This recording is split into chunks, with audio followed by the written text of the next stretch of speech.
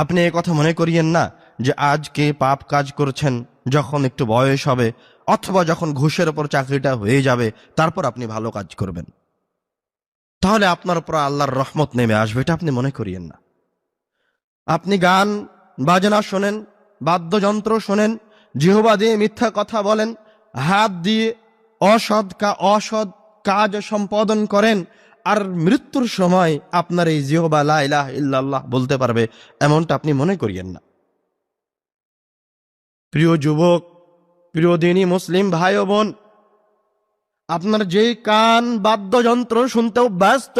যেই জিহবা মিথ্যা কথা বলতে অভ্যস্ত, যেই চোখ খারাপ জিনিস দেখতে অভ্যস্ত, মৃত্যুর সময় যখন আপনার সন্তান আপনাকে বলবে অথবা আপনার বাবা আপনাকে বলবে যে বাবা, আব্বু লা ইলাহা ইল্লাল্লাহ বলো, এটা বলতে পারলেই জান্নাত, তখন ওই যে আপনি অপকর্মে লিপ্ত ছিলেন, অন্যায় লিপ্ত ছিলেন, শয়তানের আনুগত্যে আপনি অনুসারী ছিলেন, শয়তান তখন আপনার জিহ্বাকে ভারী করে দিবে, আল্লাহর পক্ষ থেকে তখন সাহায্য আসবে না। তখন আপনাকে যখন বলা হবে লা ইলাহা ইল্লাল্লাহ বলো, তখন আপনি লা ইলাহা ইল্লাল্লাহ বলতে পারবেন না।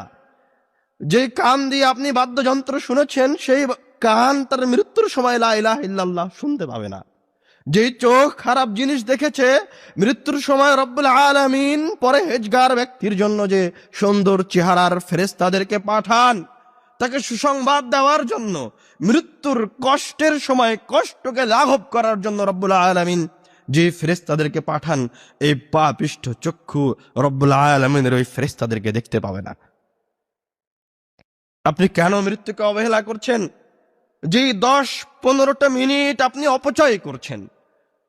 যেই সম্পদ আপনি সুদের উপর ব্যয় করেছেন, যেই সম্পদ আপনি কুক্ষিগত করেছেন অথবা জুলুম করেছেন, আপনার মতো